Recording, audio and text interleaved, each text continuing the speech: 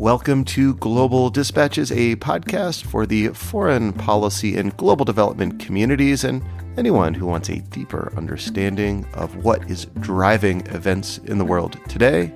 I'm your host, Mark Leon Goldberg, editor of UN Dispatch. Enjoy the show. As Afghanistan enters a perilous and uncertain future, the United Nations has promised to, quote, stay and deliver. To be sure, the needs are immense. The country's humanitarian emergency is getting more acute by the day. Indeed, on September 1st, the top UN official remaining in Afghanistan warned that food supplies are running low, even as the UN resumes some humanitarian airlifts in parts of the country.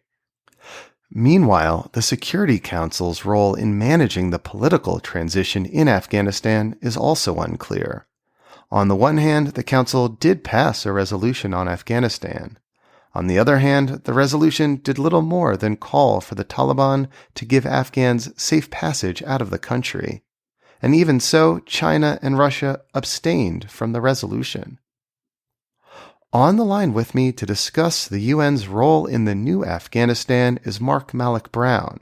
He is the president of the Open Society Foundations and has had a long career at the United Nations, including as administrator of the UN Development Program and as Deputy UN Secretary General.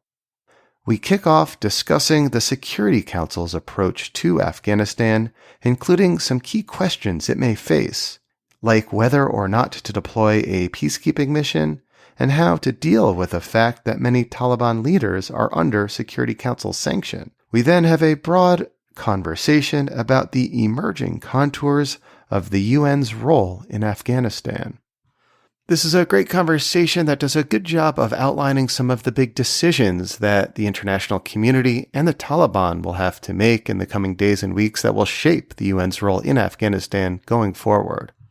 And as always, a big thank you to regular listeners of the show. Please send me an email using the contact button on globaldispatchespodcast.com with whatever is on your mind. I love hearing from you, and I am very excited for programming in September. We'll have a special week of programming during the UN General Assembly starting September 20th.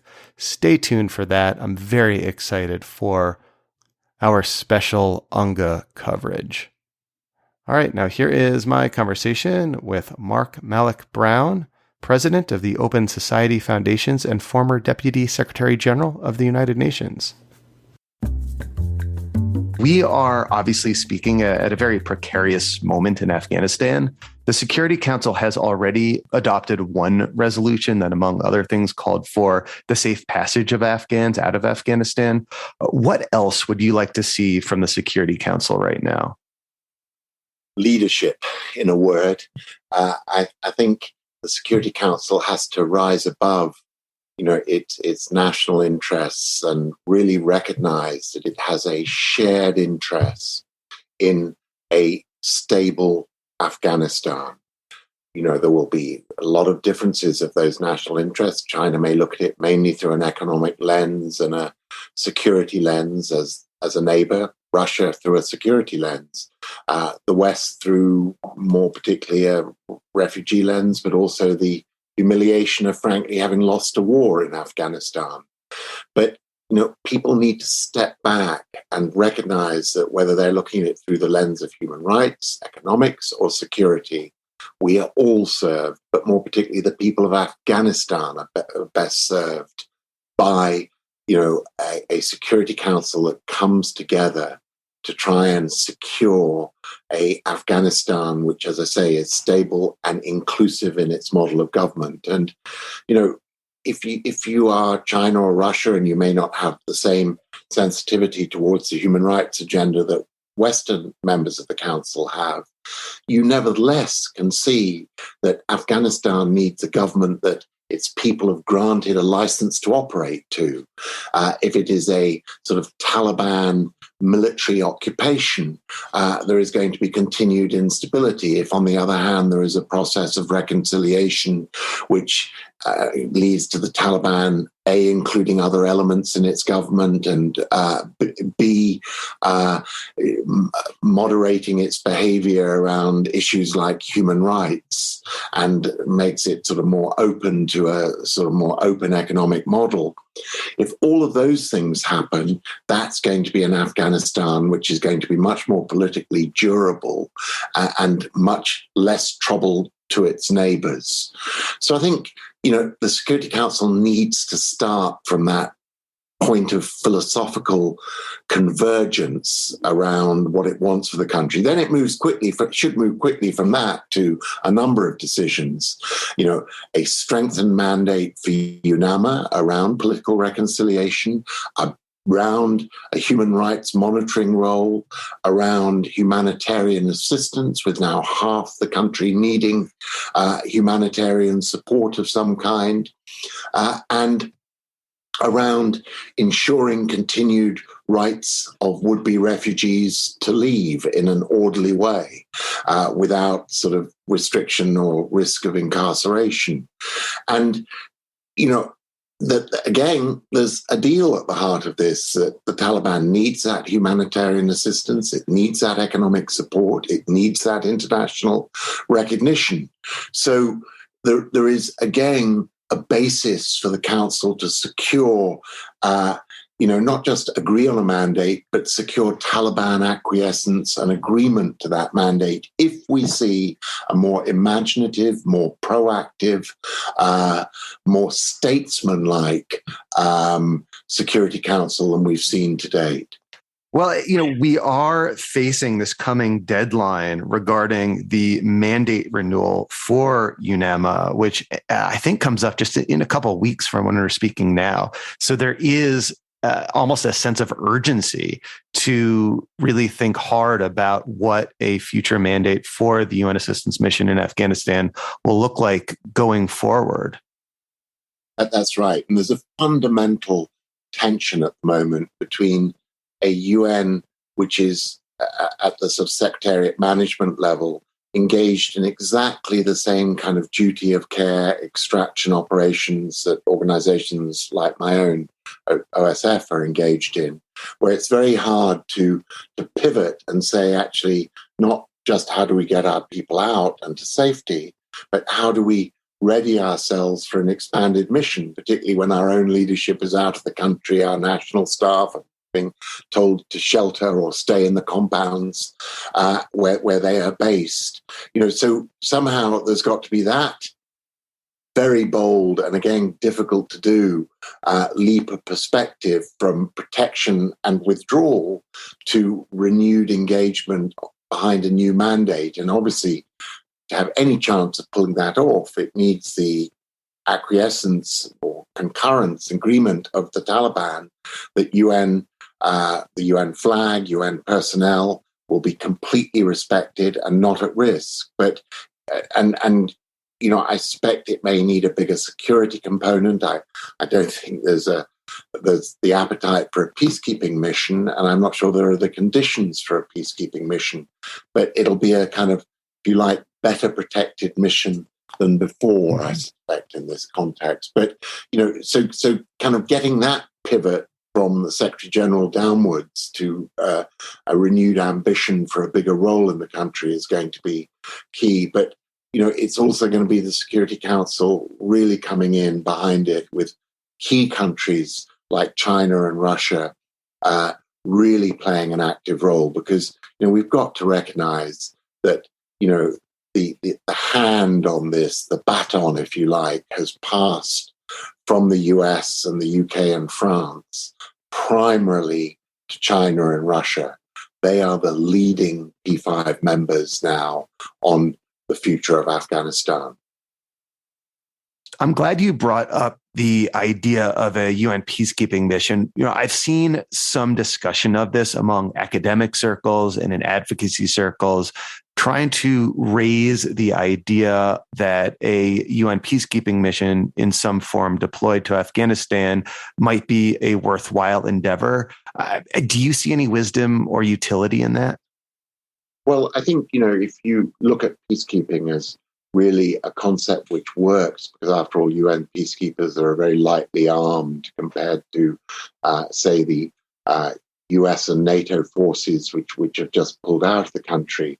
Peacekeeping only works when it has the consent of the different parties, so that it's not an active enforcer of the peace in a situation where it is being repeatedly challenged. So, the only model for peacekeeping is if the Taliban and, other armed groups in the country accept that they want the thin blue dividing line, keep them apart, or to monitor their engagement in a way that is reporting on conflict and quickly bringing a diplomatic mediation presence to bear to resolve that conflict.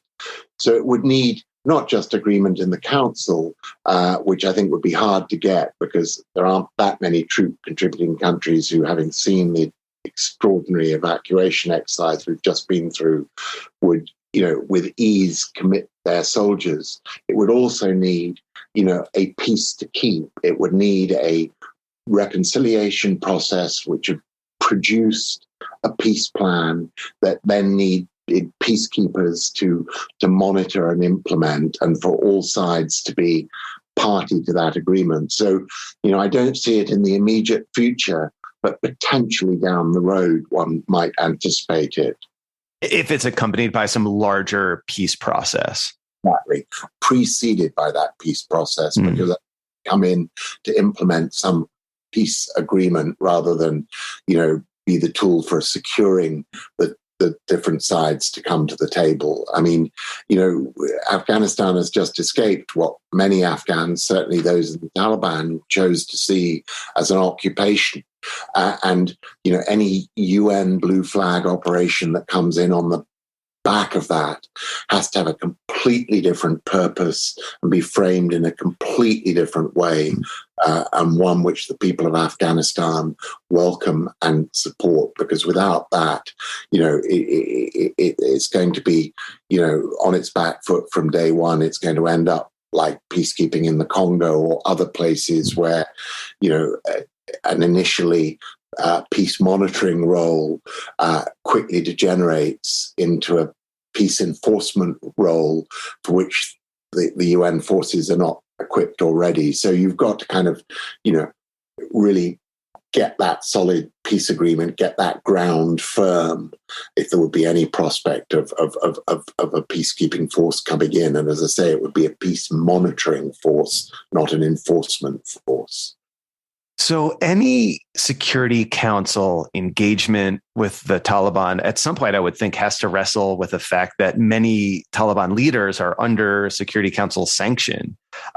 What should the Security Council do about that? It seems like almost we're in this unprecedented situation where the UN is going to have to work closely with this emerging government, and so will the international community, frankly, if they want to deliver humanitarian assistance and other aid on behalf or for the Afghan people. But many of the leaders of this government are under Security Council sanction.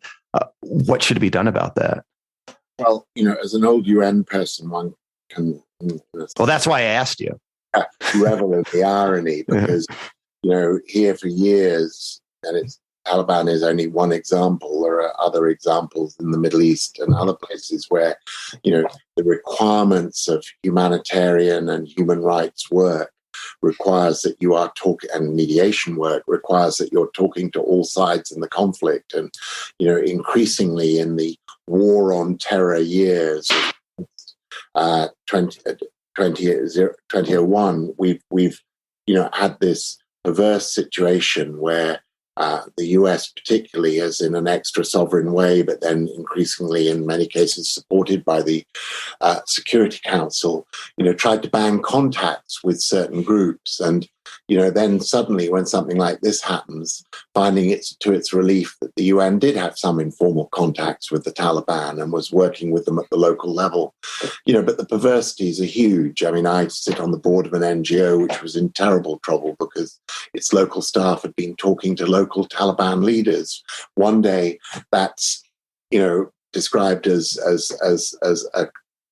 breaking the law or the Security Council resolutions. The next day, it's viewed as, diplomatic perspicacity of a pecuniary kind because got a network of contacts. And, I would hope the Security Council might at some point find the time to reflect on this and recognize that the neutrality of the UN and purposes such as humanitarian assistance or mediation, require it to be able to talk to all sides, and that we went down a very bad sort of turn in the road when that universality got challenged by starting to prescribe who in different conflict zones UN officers could or couldn't talk to.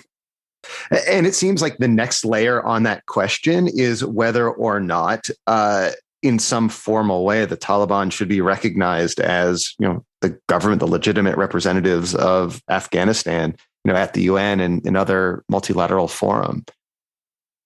Well, at the moment, in a sense, until the Taliban come up with a government, the situation remains in drift, and the famous credentials committee can sort of wait for that moment, and it's still got Myanmar in front of it, I think, in terms of which delegation from Myanmar, and I think. We may see something similar here. But I think, there is this outstanding need to get continued refugee flows out of the countries, people who've worked with the US and other countries that have been, operating there. There is the responsibility of getting humanitarian assistance in. And these things, I think, together make it unlikely that we're going to see probably a credentials or recognition fight at the UN. I think it'll be quite a lot of time, quite a while before a number of bilateral relations get fully restored. But, in the meantime, the need for a sort of multilateral entry point through the UN is going to be very key for the US or the UK or others. So, I expect they will push the UN into the breach on this to, have sufficiently strong relations with a Taliban-led government that there can be the appropriate diplomatic contacts to allow humanitarian flows and access, etc.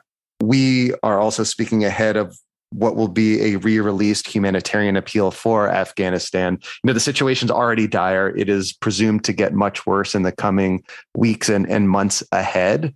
I guess that one of the key questions is like the mechanics of conducting aid operations in Afghanistan right now, on a couple levels.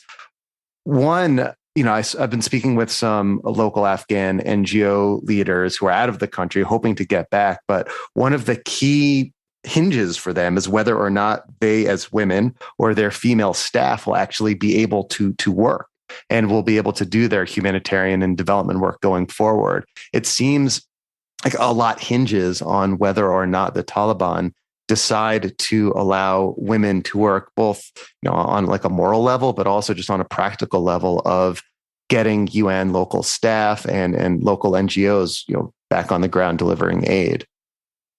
Look, I think it's really important. And let me just make one point relating to the Security Council and UNAMA on this.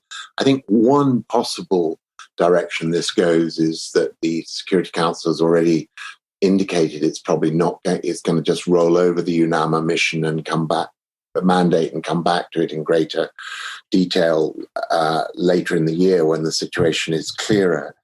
And that is because I think that is the case at the moment in Afghanistan, that the UNAMA mission is more unpopular than the humanitarian agencies.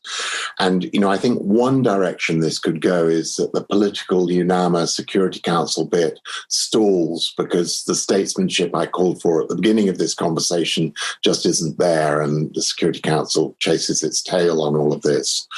I think the humanitarian agencies, WFP, UNICEF, UNHCR, the Red Cross, ICRC, etc., may find that they have much greater access precisely because they're out of that kind of political frame and have, negotiate agreements around access and distribution, which the Taliban, with half a country needing food aid and, with huge spikes of need amongst young children and other vulnerable groups, will negotiate locally. And this reminds me of my early operations in the UN as a UNHCR field worker, where you actually never anticipated getting a Security Council cover for your operation. You went in under international humanitarian law and the moral duty to save lives. And I think, if the Security Council stalls, I think we'll see the humanitarian part of the UN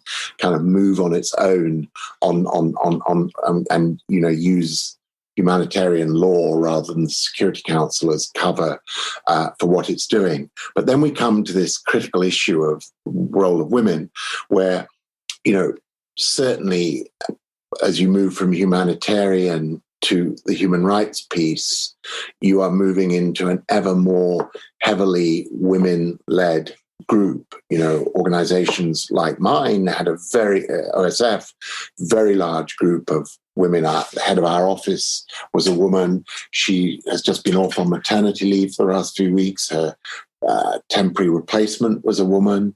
And, throughout the time we've been in Afghanistan since 2002, some of our most significant leaders have been Afghan women. And, we've invested a huge amount in Afghan women organizations in the human rights and women's rights field, etc. And so, that whole infrastructure, human infrastructure, is jeopardized if the Taliban crack down on women holding these kinds of jobs outside the home. And, there seems to be some suggestion that they may be allowed to do the more menial jobs, but not the more senior jobs. Well, again, for organizations like ours, that's not going to work because, women have been really the backbone of our leadership for much of the period.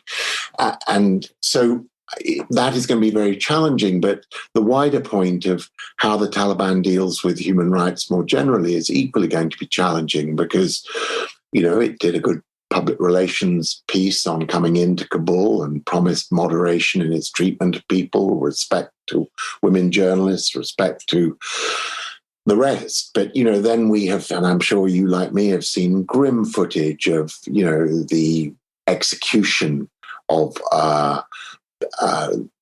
sort of government supporting people in Kandahar, of, the example of the Tolo woman newscaster who interviewed a Taliban leader on air and then has to herself days later fly into exile in Qatar because she realizes she's not safe.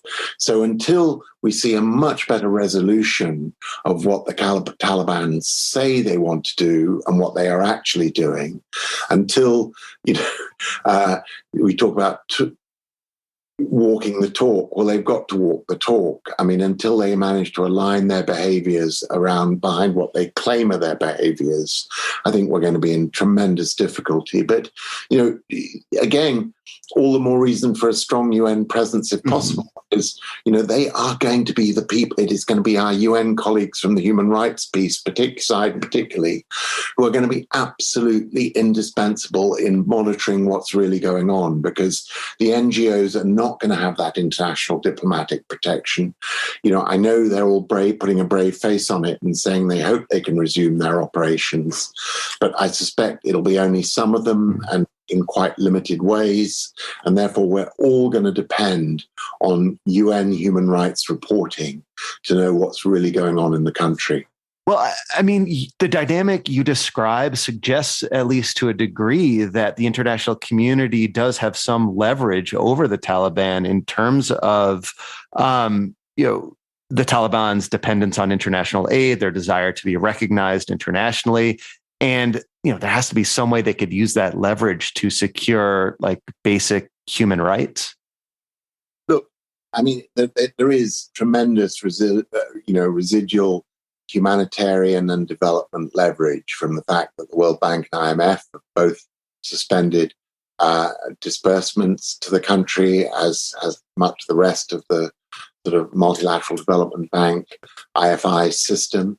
At the moment, the only flows coming in are basically humanitarian. And you've got to remember that, Afghanistan is one of the most aid-dependent countries in the world. I think that was part of the problem. 75% plus with budget, was met by aid flows from multilateral and bilateral institutions. And, if that's frozen, the country will be not necessarily on its knees, but thrown back to a subsistence economy level. And, with a huge cost to Taliban authority in the country, but also, remember, a huge cost to the well-being of those who've stayed, and therefore, an incitement, if ever there was one, to increase migration and refugee exodus. So, it's not a pain-free option for the West. It would have huge human consequences and huge impact in terms of refugee flows. So, there is something to trade off there. The West does need to continue assistance to keep the country stable and to keep, contain refugee flows to those who are most politically vulnerable and at risk. And at the same time, the Taliban has massive need for this humanitarian and economic assistance. And,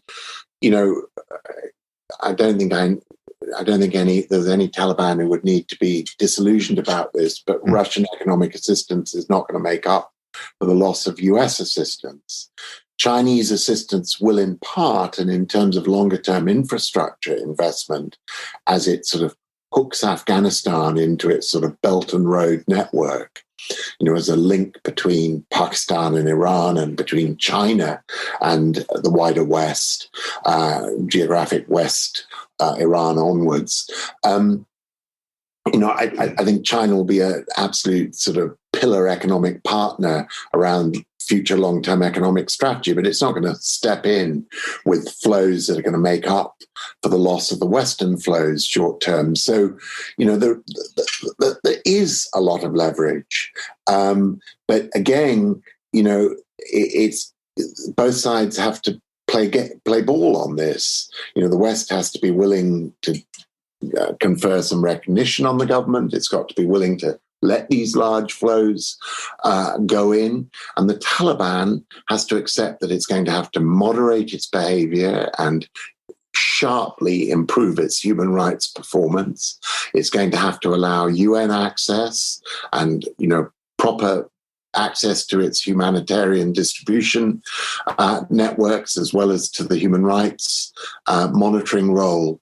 And that's going to be quite tough for both sides. And, I think, whether it's Martin Griffiths as the head of OCHA or his boss, Antonio Guterres as Secretary General, they, like the Security Council, are going to have to rise to the occasion and show real leadership and vision to get out of this kind of inevitable and very understandable rut of thinking we've got to get out. The UN's going to have to get back in on a bigger scale than before. And that's, a leadership and psychological challenge for everybody on the UN side. Well, Mark Malloch Brown, thank you so much for your time. This was very helpful. All right. Thank you all for listening. Thank you to Mark Malloch Brown for taking time to speaking with me and sharing his thoughts about the UN's role in Afghanistan going forward. And one quick favor, if you are someone who listens to this show twice a week, every week, or at least once a week every week, on some regular basis, let's say, please do leave a review wherever you listen to it, especially on Apple Podcasts. It's helpful. It helps spread the word about the podcast to other people who might be so interested in this kind of show. Thank you. All right, we'll see you next time. Bye.